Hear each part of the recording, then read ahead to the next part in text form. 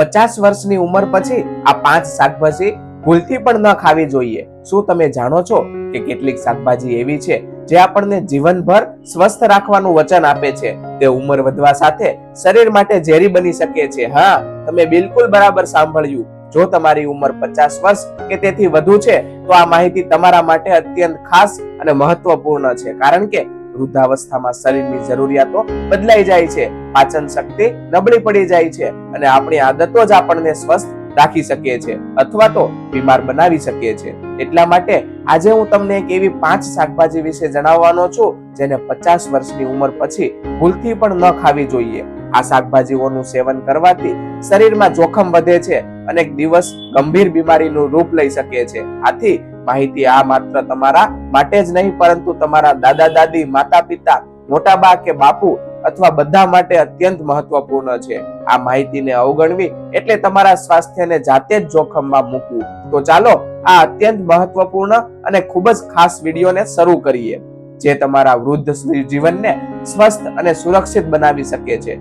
સૌથી પહેલા વાત કરીએ રીંગણાની. રીંગણા જે દરેક ભારતીય રસોઈમાં સામાન્ય રીતે રોજ બનાવવામાં આવે છે, વૃદ્ધો માટે એક છુપાયેલું ઝેર સાબિત થઈ શકે છે. તેમાં હાજર એક રસાયણ છે સોલેનાઇન, જેને ન્યુરોલોજીકલ સમસ્યાઓ ઉત્પન્ન કરી શકે છે. આ પદાર્થ આપણા મગજ અને નર્વસ સિસ્ટમને અસર કરે છે. સાથે જ તેમાં નાઇટ્રેટ્સ પણ હોય છે જે શરીરમાં સોજો અને એલર્જીનું કારણ બને છે. તમે જોયું હશે કે ઉંમર વધવા સાથે ઘણા લોકો સાંધાનો દુખાવો કે શરીરમાં સોજા જેવી સમસ્યાઓથી પીડાય છે. આવા સમયે રીંગણા આ સમસ્યાઓનું વધુ ગંભીર બનાવી શકે છે. આ ઉપરાંત રીંગણા પાચન ક્રિયાને પણ અવરોધે છે અને એસિડિટી, ગેસ અને ભૂખમાં ઘટાડો જેવી સમસ્યાઓ વધારે છે. તે શરીરમાં આયર્નના શોષણને પણ રોકે છે, જેનાથી લોહીની ઉણપ એટલે કે અનેમિયા થઈ શકે છે. આયુર્વેદની દ્રષ્ટિએ જોઈએ તો રીંગણાને તામસિક ભોજન માનવામાં આવે છે, જેનો અર્થ એ છે કે તે શરીરમાં નકારાત્મકતા, આળસ અને રોગોની વૃદ્ધિને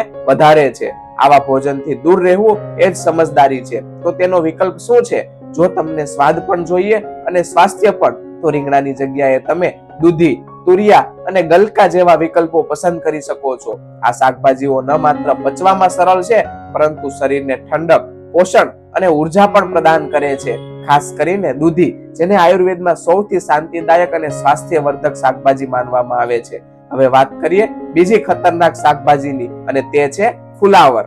ફુલાવરને ઘણીવાર સ્વાસ્થ્ય માટે સારું માનવામાં આવે છે. તે સ્વાદિષ્ટ હોય છે, અનેક પ્રકારની વાનગીઓમાં વપરાય છે અને શાક બજારમાં ભરપૂર માત્રામાં મળે છે. પરંતુ વૃદ્ધો માટે ફુલાવર એક છુપાયેલું જોખમ બની શકે છે. તેમાં 2 ખાસ તત્વો મળી આવે છે, ગોઇટ્રોજન અને રેફેનોઝ. ગોઇટ્રોજન થાઇરોઇડ ગ્રંથિને અસર કરે છે. આ તત્વ શરીરમાં થાઇરોઇડ હોર્મોનના ઉત્પાદનને અવરોધ ઉભો કરે છે, જેનાથી થાક, વાળ ખરવા અને ડિપ્રેશન જેવી સમસ્યાઓ ઉત્પન્ન થઈ શકે છે.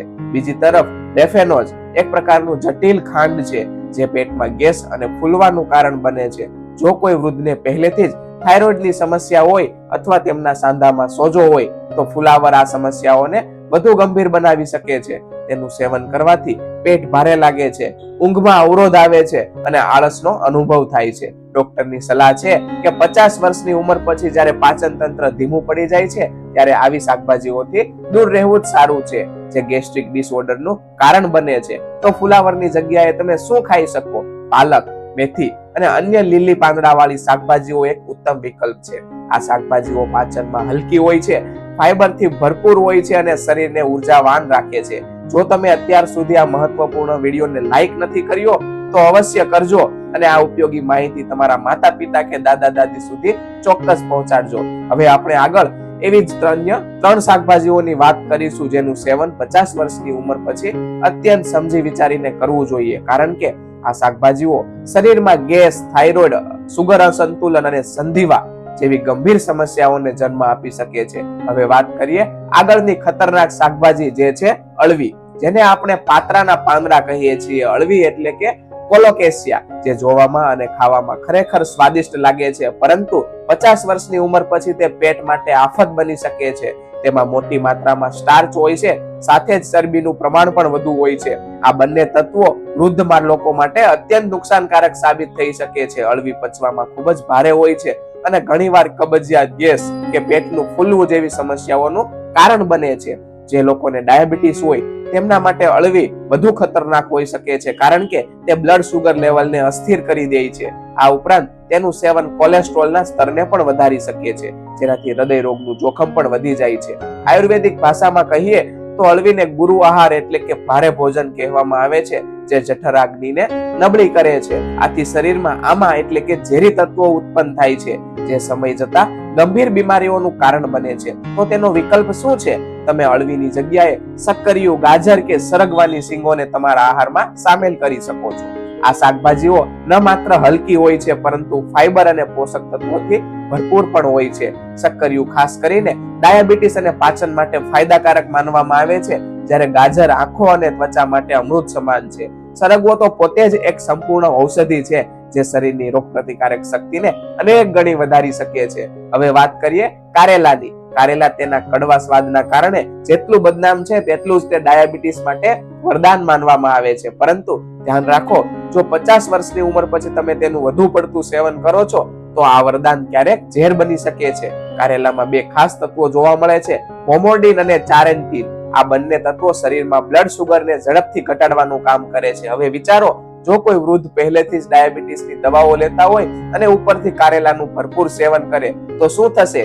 આવી સ્થિતિમાં વ્યક્તિને હાઇપોગ્લાયસેમિયા થઈ શકે છે, એટલે કે લોહીમાં સુગરનું સ્તર એટલું ઘટી જાય છે કે ચક્કર આવવા, નબળાઈ, હાથ પગ ઠંડા પડી જવા અને અહીં સુધી કે બેહોશી જેવા લક્ષણો દેખાવા લાગે છે. આ સ્થિતિ જીવલેણ પણ બની શકે છે. ખાસ કરીને મહિલાઓ માટે કારેલાનું અતિશય સેવન હોર્મોનલ અસંતુલન લાવી શકે છે, જેનાથી માસિક ચક્રમાં ગડબડ, થાક અને માનસિક તણાવ જેવી સમસ્યાઓ ઉદ્ભવી શકે છે. તો કારેલાની જગ્યાએ શું લેવું? તમે લીંબુ, ભીંડો કે સરગવાના પાંદડાને તમારા આહારમાં સામેલ કરી શકો છો. આ ત્રણેય ડાયાબિટીસને નિયંત્રણમાં રાખે છે અને શરીરના અન્ય અંગો પર કોઈ પ્રકારની આડઅસર થતી નથી. હવે વાત કરીએ ભીંડાની. તમે વિચારશો, અમે તો હમણાં જ ભીંડાને સારો વિકલ્પ ગણાવ્યો હતો. હા, ભીંડો ખરેખર ડાયાબિટીસ માટે ફાયદાકારક છે, પરંતુ તેના કેટલાક નકારાત્મક પાસા પણ છે.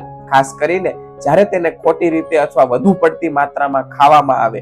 ભીંડામાં ઓક્સેલેટ્સ મળે છે, જે કેટલાક લોકોની કિડની સ્ટોન એટલે કે ગુર્દાની પથરીનું જોખમ વધારી શકે છે. જો કોઈ વૃદ્ધ પહેલેથી જ કિડની સંબંધિત સમસ્યાઓથી પીડાતા હોય, તો ભીંડાનું અતિશય સેવન તેમના માટે નુકસાનકારક બની શકે છે. સાથે જ ભીંડાનું વધુ પડતું સેવન પાચનને ભારે કરી શકે છે, જેનાથી ગેસ, અપચો જેવી સમસ્યાઓ ઉદ્ભવી શકે છે. આથી જો તમે ભીંડા ખાતા હોવ તો તેની માત્રા અને તેની સાથે ખાવામાં આવતા અન્ય ભોજનનું ધ્યાન રાખવું ખૂબ જ જરૂરી છે.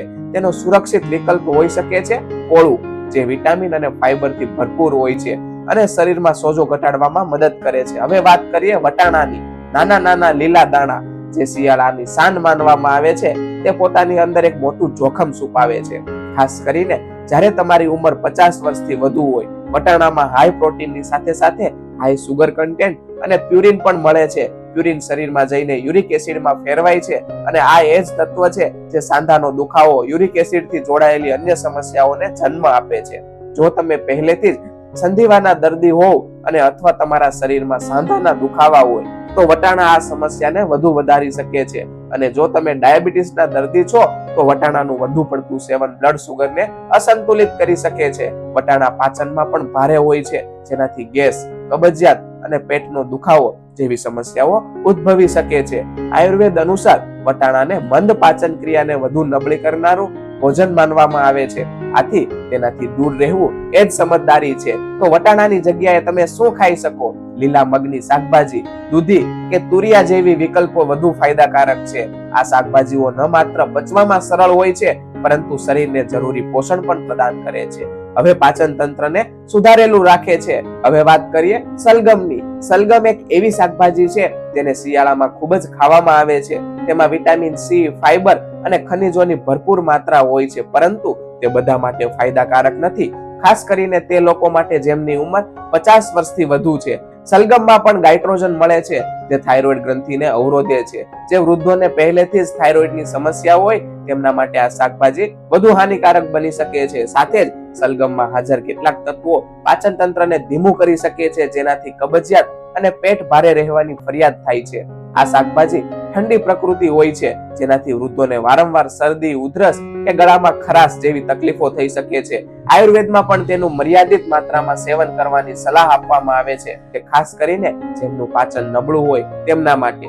તો તેનો વિકલ્પ શું હોઈ શકે? તમે મોસમી લીલી શાકભાજીઓ જેવી કે રાઈના પાંદડાની ભાજી, મેથી કે ચીલની ભાજીને તમારા ભોજનમાં સામેલ કરી શકો છો, જે ન માત્ર સ્વાદિષ્ટ હોય છે પરંતુ શરીરને ગરમી અને તાકાત પણ આપે છે. જેમ જેમ આપણી ઉંમર વધે છે તેમ તેમ આપણા શરીરની જરૂરિયાતો પણ બદલાય છે. 50 વર્ષની ઉંમર પછી પાચન ધીમું પડી જાય છે, રોગપ્રતિકારક શક્તિ ઘટી જાય છે અને સ્નાયુઓ નબળા પડી જાય છે.